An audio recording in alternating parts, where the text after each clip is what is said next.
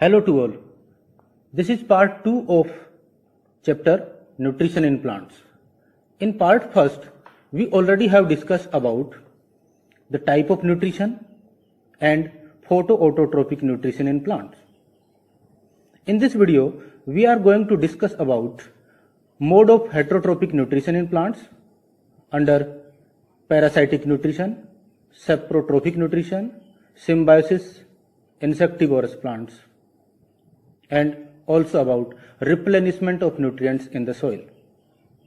Learning outcomes are: by the end of this video lesson, you will be able to understand the various modes of heterotrophic nutrition in plants, to classify plant species as parasites or saprophytes or symbionts or carnivores based on their mode of nutrition, to explain the concept of symbiosis, to understand the need of trapping insects by carnivorous plants, to interpret how nutrients are replenished in the soil, and to relate the importance of crop rotation in agriculture.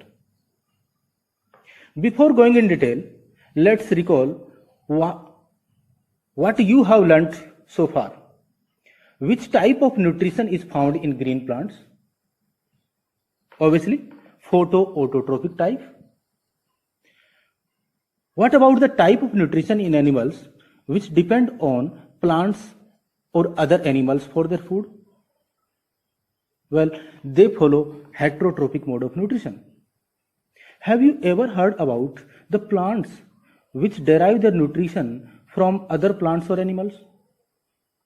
Of course, there are some plants which derive their nutrients from other plants or animals, and therefore they follow heterotrophic mode of nutrition. In plants, heterotrophic mode of nutrition may be of different types. These are: first, parasitic nutrition, in which plants obtain nutrients from other plants called host. For example, Cuscuta, commonly known as amarbel. Second type is saprophytic, in which plants obtain nutrients from dead and decaying matter. For example, Monotropa plant, India. Two special mode of nutrition are found in plants: symbiosis, in which two organisms live in a mutually beneficial relationship. It means both organisms get benefited here. For example, in lichen, algae and fungi are found in mutual association. Next important type of nutrition is insectivorous, where plants do photosynthesis but they also trap insects. For example, pitcher plant. Now we will discuss in detail one by one. First of all, parasitic plants. These type of plants do not have chlorophyll. They cannot prepare their own food. They get their food from other plants called host plant. For example, Dodar or Cuscuta plant. It is a typical example of a total parasitic plant. It can be identified by its yellow cylindrical stem coiling around the host plant.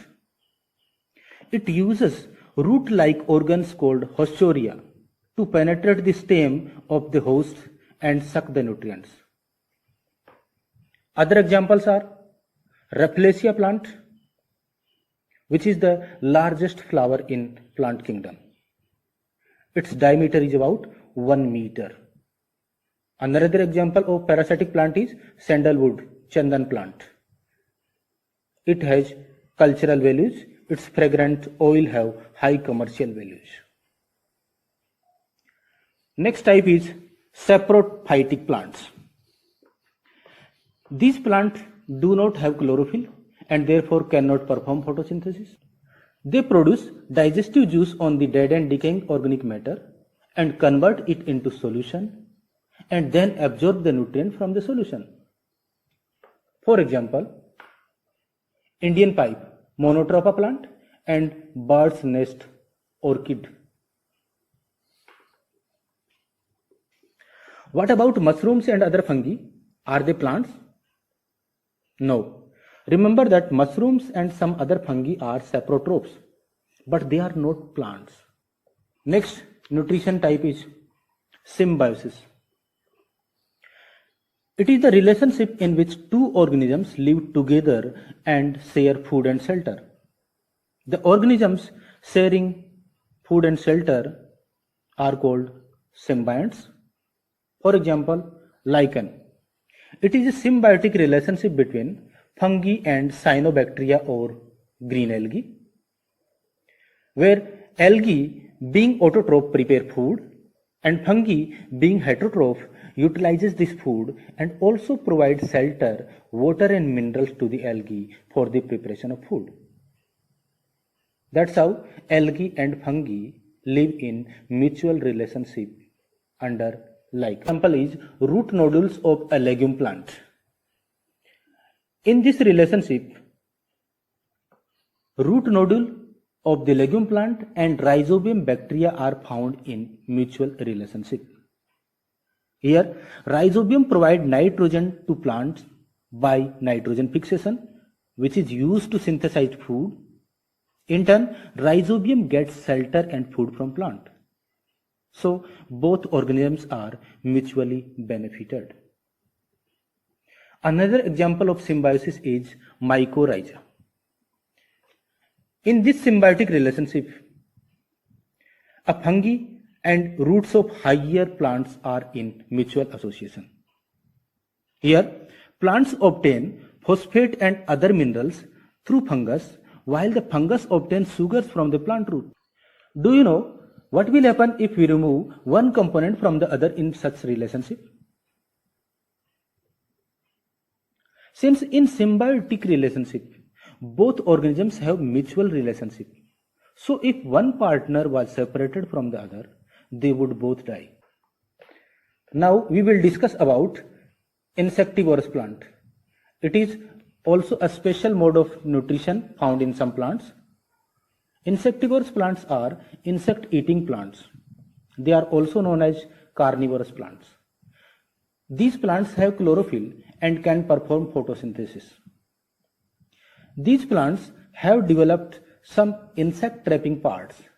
For example, in pitcher plant Nepenthes, the leaf is modified into a pitcher which have slippery trap for insects. The end of the pitcher has a lid which can open and close. When an insect enters the pitcher, the lid closes and gets trapped inside it. The insect is then digested by digestive juices inside the pitcher. Some other examples are Venus flytrap or Dionia, sundew plant Drosera.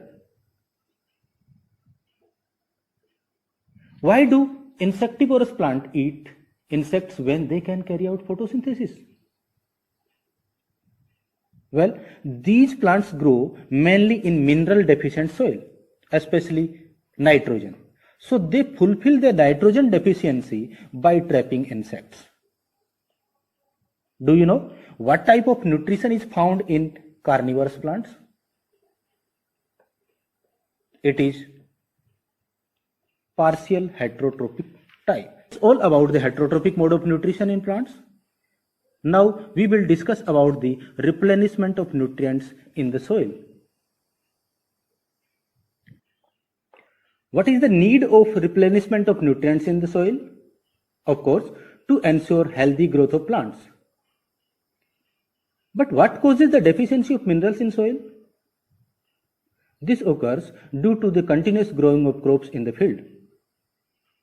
Do you know what are the various methods of replenishing the soil with nutrients?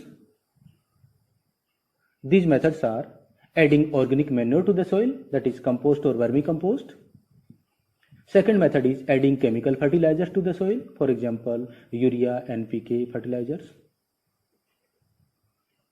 Third one is leaving the field uncultivated between two crops and using crop rotation, in which crops are rotated in such a manner that at least one legume crop is grown in between two seasons. And fourth one, symbiosis. For example, nitrogen fixing bacteria, and roots of nodule. Examples of legume crops: common bean, soybean, pea, guar bean, chickpea, lentil.